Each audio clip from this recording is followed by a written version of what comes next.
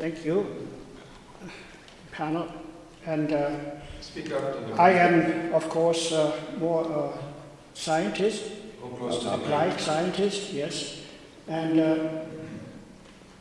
my main thing was water resources, groundwater in particular for the province of Alberta. But since I left the government, I got interested in energy. And of course, being a geologist, I looked around and I looked deep, and I see there is potential for that too, as an alternative. Namely, it will not use any oxygen, it will not, the heat from the deep earth will not use oxygen, it will also not produce CO2, and certainly be a means of stabilizing our biosphere in many, many forms. Also, at the same time, there will be eventually, hopefully, plenty of energy left over in transition from oil to do other things such as develop the north. And certainly the transport system can be electrified widely. Also, hydrogen and oxygen can be produced from splitting water, which again can be for very high level flights possibility without contaminating the high atmosphere.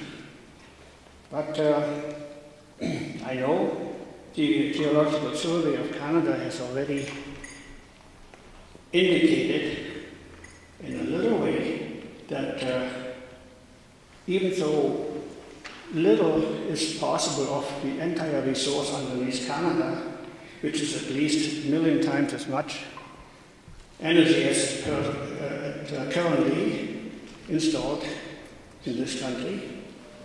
But it will be enough to start going in this direction, in addition to solar power, wind power, and so on. So, and the footprint of any of these installations is practically negligible, because everything that's being used can be recycled, like water or argon for very deep wells, for instance, 60, 70 kilometers down. And the expertise is only being developed now, and we should really push that through the universities and so on to have these, engineers and scientists work on that to really develop this deep energy resource. It's infinite, basically. So what the transition, as Ron has mentioned, will be helpful, particularly if we use some instruments such as carbon tax, for instance, and maybe some other things too. But it has to be put on the table in the government levels. So I hope you can do it. Thank you.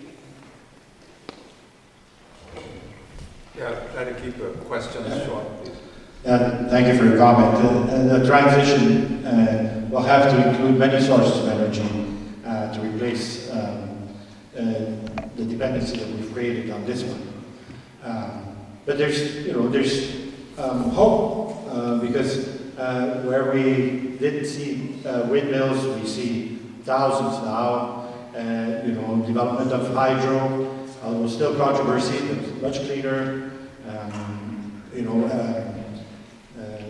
Carbon capture. We're looking at all kinds of stuff. So there's no ends to looking for the right energy for making that transition. So thanks for your comments, and I'll look into it because it was new to me. But I'll refer you to Tide Canada report on transition, and just like you said, the airline is the last of the bastion to deal with.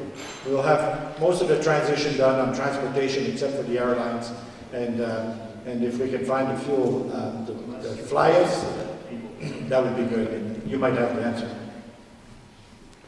Yeah, I agree that I think you're referring to geothermal energy, largely, right? And yeah, I mean, mean, there's obviously a lot of potential there. It's free. You've got to get the equipment to extract it and take advantage of it.